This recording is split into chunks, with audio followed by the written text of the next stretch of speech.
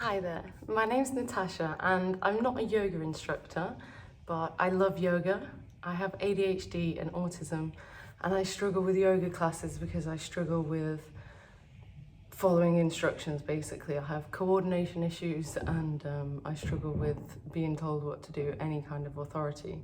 So I've come into the yoga studio today and I'm just gonna talk through what I do when I do yoga myself and just see how it goes. And I've got some cute equipment, so yeah, should be good. Let's go.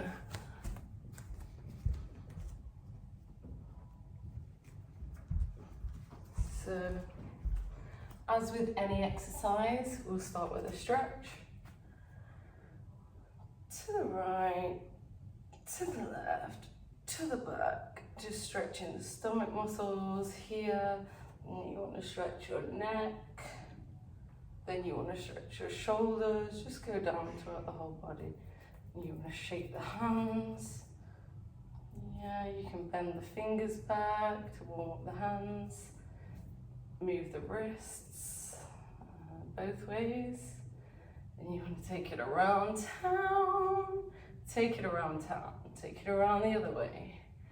Then you want to go all the way down from the side. You'll feel that here in your arm, and then down to the other side. Stretchy, stretchy. Then I'm going to twist, do some twists, nice and slowly and controlled. And then I'm going to just go onto my toes just to get my calf muscles going.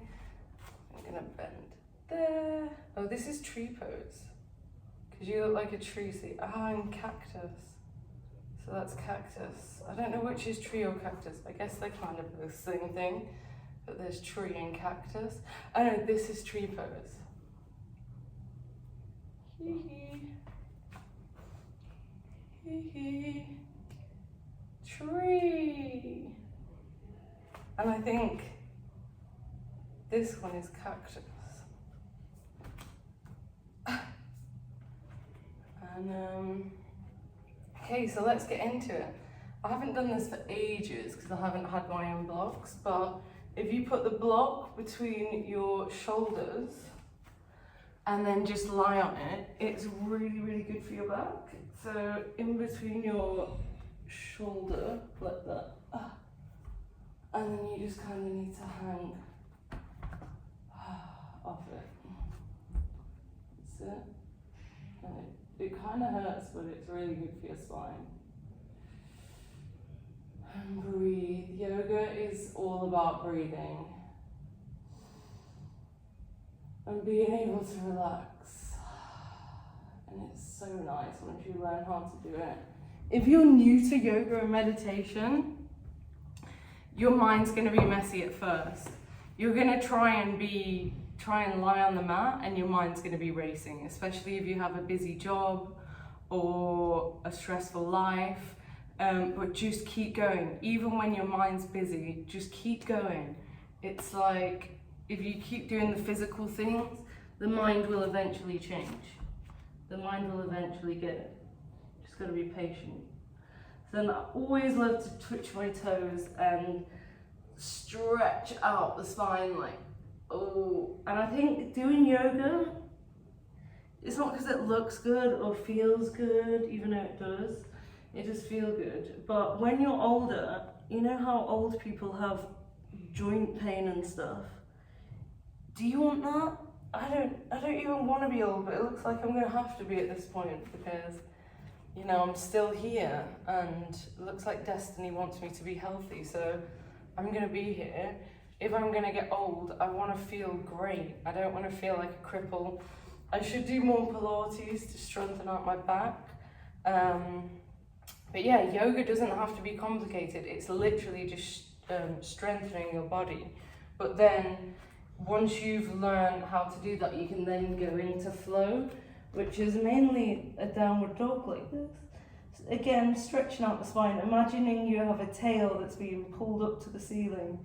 That's the way to do it. Someone's pulling up your tail, and then you go down, putting all the weight on the arms, holding yourself down so you get those arm muscles, and then up into cobra, where you can stretch the spine and the belly muscles. And then you're going to go back as smooth as you can into downward dog, and that is a I don't even know what it's called, Vinyasa flow, like that. And you can do it as slow or as fast as you want. There's some yoga sessions that there is some yoga sessions where you do 3 minutes for each pose, and that's more of a meditative state. This is warrior. I can't remember if it's warrior 1 or 2.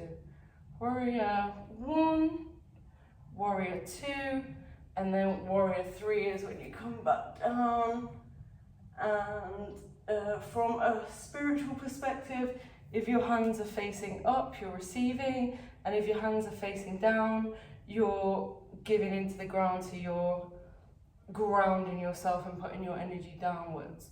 So your hands are kind of like where the energy, if you could see the energy now, it would be rays of light going up to source, but you can also put it down into the ground. I don't really know how that works completely, but so we've got warrior 1, warrior 1, warrior 1, warrior 2, and then warrior 3. And I like to see that as a sun worship. It's like, oh, the sun, the sun. And then whenever you bend back like that, you're opening up your heart chakra and your chest.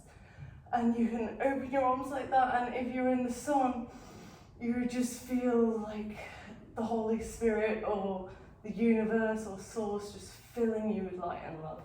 And it's so, so nice. And then what else have we got? Pigeon pose is really important, especially for women, because it opens up the root chakra, which helps us with our periods, and just opening up the hips is actually good for men and women, I think.